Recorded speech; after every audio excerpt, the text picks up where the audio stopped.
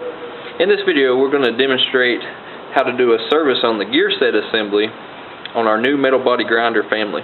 The tool that we're going to be using for this demonstration is an Sioux 1AX124. It is a cutoff tool, steel-bodied, 1 horsepower, angle extended, 12,000 RPMs, 4-inch.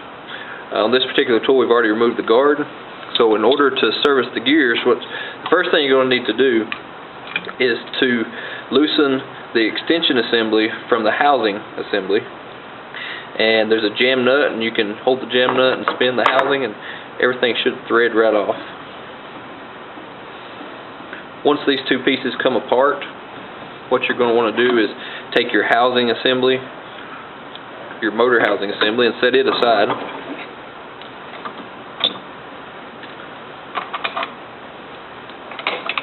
Then we'll take our angle head and clamp it inside the vise, leaving the flats visible so that you can use a wrench or an adjustable.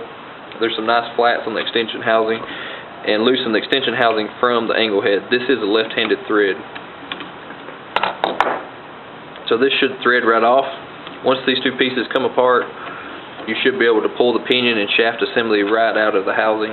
You can set your housing aside for right now. Remove your angle head and soft grips if you're using them from your vise. And to remove the pinion, typically you can have some tooling made. If you need something on the fly, we're just using a 9/16 inch wrench. We're going to tighten it down into a vise. And what you're going to want to do is slide this on the two flats that are located on the pinion gear.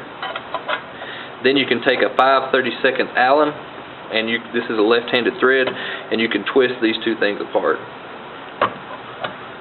Once you've got it loose, the pinion should thread right from the shaft, and you're able to remove this part. When you place your order, you'll receive a gear set, you'll receive this pinion, and also the output gear. To reassemble, what you're going to do is place some red Loctite onto the thread.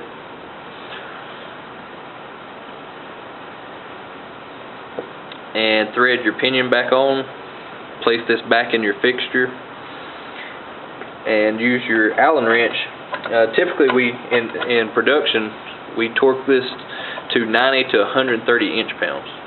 And again, this is a left-handed thread.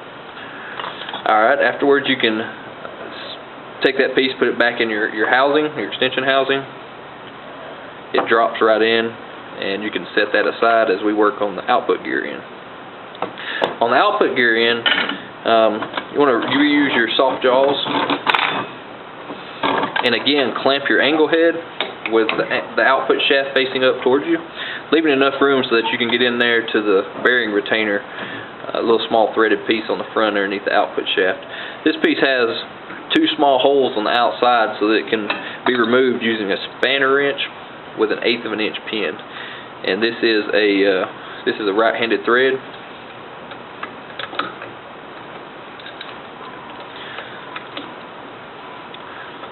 So once you get this loose, it should come thread right off.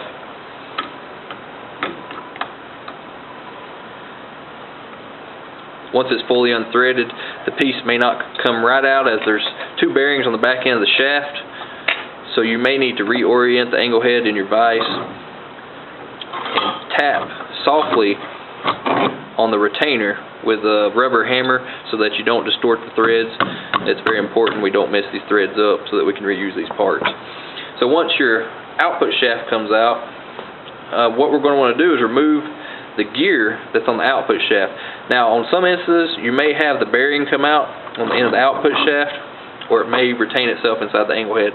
If the bearing comes out, you're going to want to remove the bearing. Just be as gentle as you can. You're going to press the bearing off the back of the shaft, just slide something underneath it. On this particular one, the bearing stayed in the housing, so we're just going to need to remove the gears. To remove the gear, we have a gear fixture. We call it a gear puller that we've made. You can have something that slides underneath between the gear and the bearing. If you want to make something to slide between there, or if you have something, that'd be great. We're going to use something we had made in-house for this. So basically you'll need to take the clamp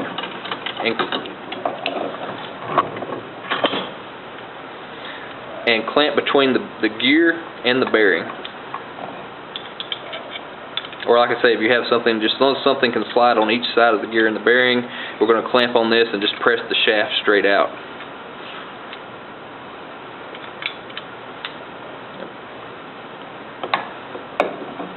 So we'll tighten this down in the vise. We'll use a punch and a hammer. You know, if you can use a punch that goes down inside the center drill on the top, that way it won't mushroom anything out, and just tap it until the two pieces come apart. Once apart, you can remove the gear, throw it aside, get your new gear. It will look exactly the same.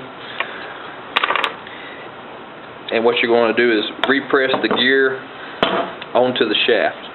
So you may have an arbor press or a fixture made to do this with. If you don't, what you can do on the fly is we're going to be using a socket, and with this socket we're just going to use it as our ram and repress this gear down with the parts in the vise, as so.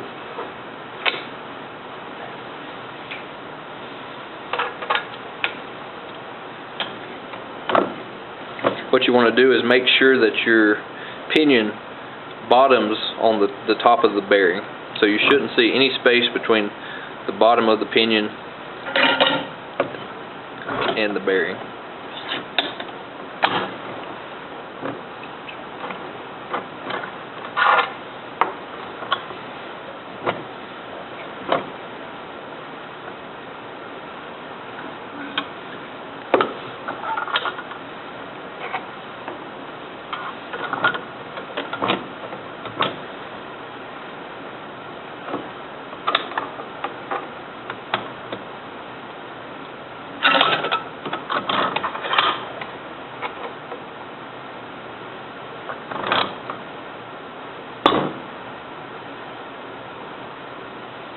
Alright, once these two pieces are pressed together,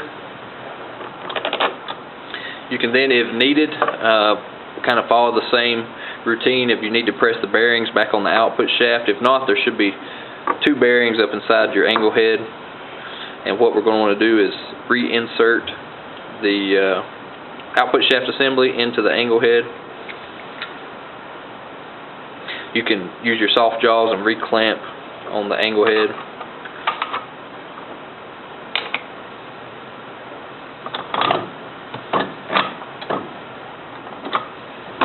And then use your spanner wrench to tighten back down the retainer. You may have to lightly tap the shaft to make sure your bearings and everything get seated correctly, and then use the spanner to tighten down. If it happens to tighten up on you while you're threading down the retainer, you may have to again give it a light tap on the top to help seat the bearing, and then continue with the assembly.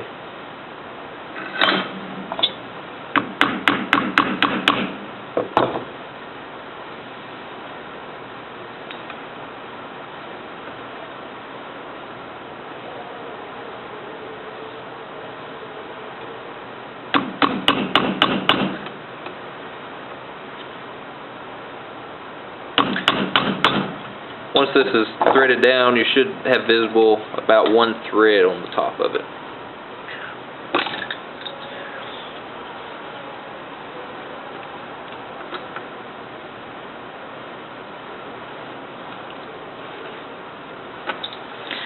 Once this is completed, we're going to want to reassemble or reattach the angle head assembly to the extension housing assembly. Make sure your pinion is located in your housing, and the two pieces will thread back together. This is a left-handed thread, and they should just thread right up. Once you get them hand tight, you can place the angle head back in the vise. Use our wrench to tighten back down the housing, and get this really good tight and snug.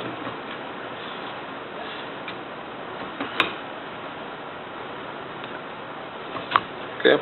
Once that's complete, you can take your extension assembly and place it back onto the motor housing assembly.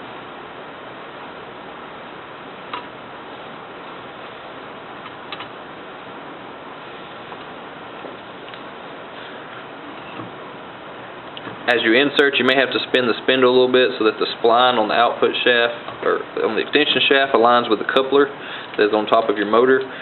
Once this is complete, you can hand tight the housing onto the shaft. When you get it there, you want to look at your orientation and see where it comes out, because there's nothing clocking the orientation on this. So if it's off to the side, you want to twist the angle head back so it's aligned up, the angle head to the lever. You can actually use this in any orientation you want if you prefer the lever to be somewhere else. We typically, as they ship out of here, they'll be oriented top of the angle head with the lever.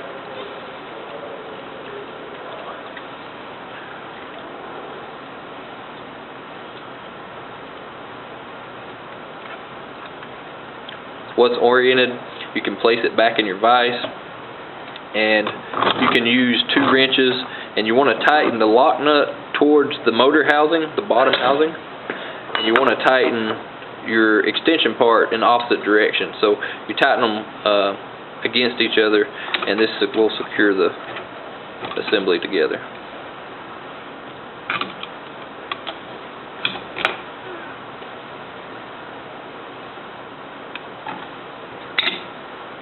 Once this is complete, you'll want to take your tool and check your RPMs and just make sure everything seems to be running correctly.